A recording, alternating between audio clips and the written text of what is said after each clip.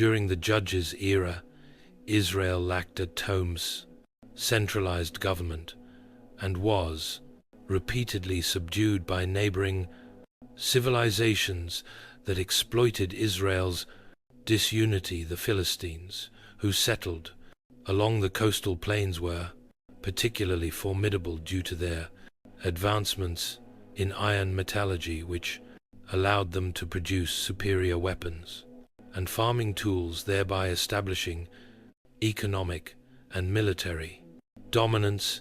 This context sets the stage for Samson's birth, a beacon of hope in a time of desperate need for deliverance. Philistine oppression was not only military but also cultural, as they introduced their gods and customs to the Israelites, leading to religious syncretism and moral decay among the two people. This further deepened the Israelites' cries for deliverance, which were met with divine intervention in the brief or libri sedin form of judges, among whom Samson would be the most paradoxical, given his eventual deep entanglements with Philistine society through marriage and conflict. The Philistines' strategic fortifications and control of key trade routes allowed them to impose heavy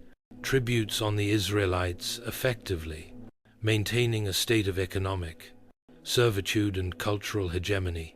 This backdrop of oppression and integration is crucial for understanding the complexity of Samson's interactions with the Philistines, which were characterized by both personal vengeance and a divine mandate for deliverance.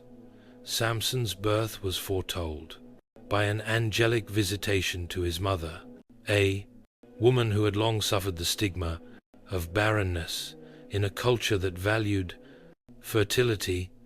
The angel's visit underscores the theme of miraculous births throughout the biblical narrative, which often preludes significant shifts in Israel's history. This announcement was both a personal blessing to his family and a prophetic declaration of God's ongoing commitment to Israel, despite their repeated failings.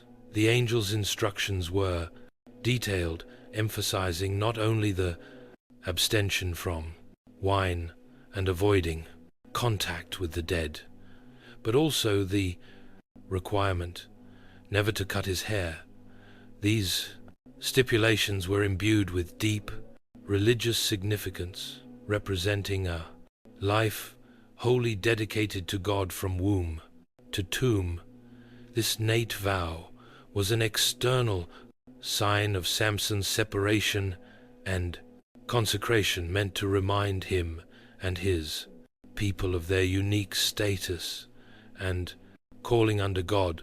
Samson's parents, particularly his mother, took great care to raise him according to these divine directives. However, as Samson grew, it became clear that his incredible physical strength was matched by a strong will and a penchant for personal desires, often clashing with the spiritual purpose of his life. His parents' efforts to guide him in the ways of the Lord set a foundation of faith which he would challenge and ultimately return to at the end of his life. Samson's early displays of strength were not just physical feats, but also signs of divine favor, marking him as a man set apart for God's purposes. His tearing apart of a lion with his bare hands is a vivid illustration of his supernatural abilities, which were meant to serve as tools for deliverance and justice. However, Samson's choice to turn this event into a personal challenge at his wedding feast highlights his tendency to use his divine gift for personal amusement and gain. This event also introduces a pattern of secrecy and deception in Samson's life. He did not tell his parents about the lion incident, initially demonstrating a growing independence that bordered on reckless. This secrecy is a trait that would define many of his later decisions, often leading to disastrous personal and political consequences. His relationships, particularly with Philistine women, were marked by a complexity that arose from his dual identity as an Israelite judge and a man driven by personal desires. The feast at Timnah, where he posed a riddle based on his encounter with the lion, sets the stage for a series of escalating conflicts between Samson and the Philistines. This event was a turning point, revealing his propensity for turning divine interventions into personal challenges and games which would have severe repercussions for both him and the Israelite communities around him. Samson's marriage to a Philistine woman was controversial, representing a direct challenge to both cultural and divine expectations. This union was seen by his parents and his people as a betrayal of their ethnic and religious identity, but for Samson, it was an assertion of his autonomy. This tension between personal choice and communal responsibility is a recurring theme in his story, reflecting broader themes of Israel's struggles with idolatry and assimilation. The marriage, which began with a feast and a riddle, soon descended into chaos as it became entangled with the wider conflicts between the Israelites and the Philistines. The riddle, which was based on his private encounter with the lion, was turned into a wager that led to deceit and betrayal by his Philistine bride, who was coerced by her own people to betray Samson. This betrayal led to a cycle of violence, with Samson taking revenge by slaughtering 30 Philistines, illustrating his impulsive nature and his readiness to resort to violence.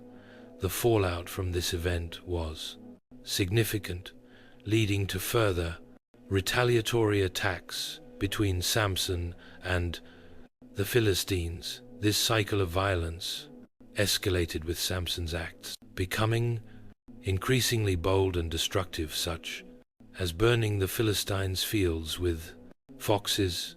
Each act of vengeance led to greater repression and brutality from the Philistines, setting a pattern of personal vendetta overshadowing his divine mission of deliverance. Dell's introduction into Samson's life came at a time of intense personal and political conflict. Her background as a Philistine placed her in the heart of the enemy's camp, yet her relationship with Samson allowed her a unique position that was fraught with danger and conflict. Her character is a study in contrasts. While she is often remembered for her betrayal, her motivations were complex, involving elements of survival, coercion by Philistine leaders, and possibly genuine affection for Samson. The Philistine rulers, recognizing the threat Samson posed and his infatuation with Delilah, saw an opportunity to exploit this relationship. Their approach to Delilah, offering her a substantial bribe, was indicative of their manipulative tactics. They preyed on her vulnerabilities and perhaps her desire for security, which was a common plight for women in her position at the time. This offer reflects the broader theme of exploitation and oppression that runs through the story, mirroring the Philistines' treatment of their Israelites. Samson's capture by the Philistines marked the lowest point of his life. His eyes were gouged out, a symbolic act that represented not only physical blindness, but also a metaphorical awakening to his past foes. The Philistines' treatment of Samson, binding him with bronze shackles and setting him to grind grain in the prison, was designed to humiliate and break him, turning the once fearsome judge into a pitiable figure of defeat. This imagery is potent, reflecting his fall from a position of strength to one of utter dependency. Samson's prayer for strength in the temple of Dian was his first and final acknowledgement of his need for God's power, not just his own. This request was not for personal vengeance, but for a chance to fulfill his divine mission. Orbit posthumously, the destruction of the temple resulting in his death, along with that of thousands of Philistines, served as a catastrophic yet redemptive act, underscoring the themes of sacrifice and divine justice. It marked both an end and a fulfillment: Samson's personal redemption and the deliverance of Israel from their oppressors. Samson's death was a powerful and dramatic culmination of his life's journey. The destruction of the Philistine temple was both a literal and figurative collapse of the oppressive structures that had long plagued Israel. Samson's final act was seen as a martyrdom, a sacrifice that paved the way for future deliverance and inspired subsequent generations of Israelite leaders. His legacy is complex and multifaceted. On one hand, he is remembered as a flawed hero whose personal failings often overshadowed his divine calling. On the other, he is seen as a symbol of divine strength and justice, a reminder that God can use even the most flawed among us to achieve great things. His story invites reflection on the nature of strength, the consequences of our choices, and the possibility of redemption through faith. Samson's narrative continues to resonate through history, serving as a profound exploration of human nature, divine providence, and the indelible impact of our actions.